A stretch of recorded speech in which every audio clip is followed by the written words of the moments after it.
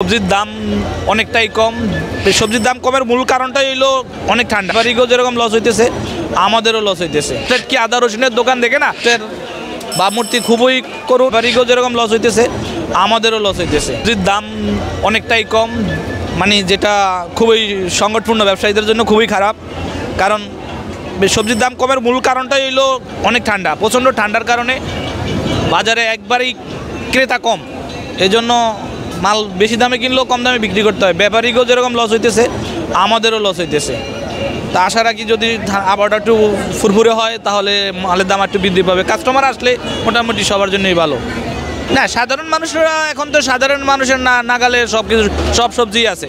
অন্যান্য নিত্যপূর্ণ দাম বেশি হইলো, যেরকম চাল, ডাল, আদা, রসুন, পেঁয়াজ, এগুলো কিন্তু কখনোই কমে না। এটার জন্য সরকার কোনো পদক্ষেপ আমি মনে করি আগের সরকারও নেয়নি। এখন বর্তমান সরকার তো এটার কোনো দেশের রাষ্ট্রের কোনো ক্ষমতা থাইকেও তারা নাই মনে হয়।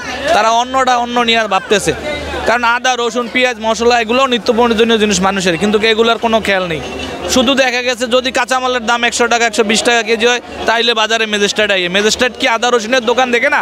ম্যাজিস্ট্রেট কি রসুনের দোকান দেখে না? চাউলের দাম কি কমছে? এখন ধানের সিজন, এখন এক মন ধান 1400 টাকা 1300 টাকা কিনতে হইতেছে। চাউল 1 কেজি 70 টাকা 60 টাকা 65 টাকা কিনতেছে, নর্মাল চাল যেটা আমরা সাধারণ মানুষ যেটা খাই। কিন্তু কই ওইদিকে তো লক্ষ্য নাই। এটা সরকার যেটা করতেছে এটা হইলো এটা বেহাল দশা। রাষ্ট্রের ভাবমূর্তি খুবই করুণ, খুবই খারাপ যাচ্ছে।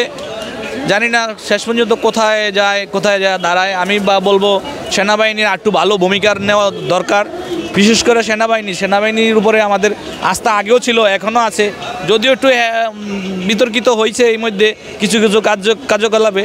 তা আশা রাখি বর্তমান যে দেশের পরিস্থিতি, যে রাষ্ট্র কাঠামো, এটা যদি ঠিক রাখতে হয়, যদি সামনের দিনগুলো ভালো রাখতে চায়, তাহলে অবশ্যই সেনাবাহিনী এটা পদক্ষেপ নিবে, একটা সিদ্ধান্ত নিবে, যে সিদ্ধান্তে রাষ্ট্র, দেশ, মানুষ, সাধারণ মানুষ, খেটে খাওয়া মানুষ থেকে শুরু করে ব্যবসা বাণিজ্য সব কিছুই সচল হবে। সেই পরিকল্পনা নিয়েই বাংলাদেশ সেনাবাহিনী আগ্রহী, আমি এটা আশা করি।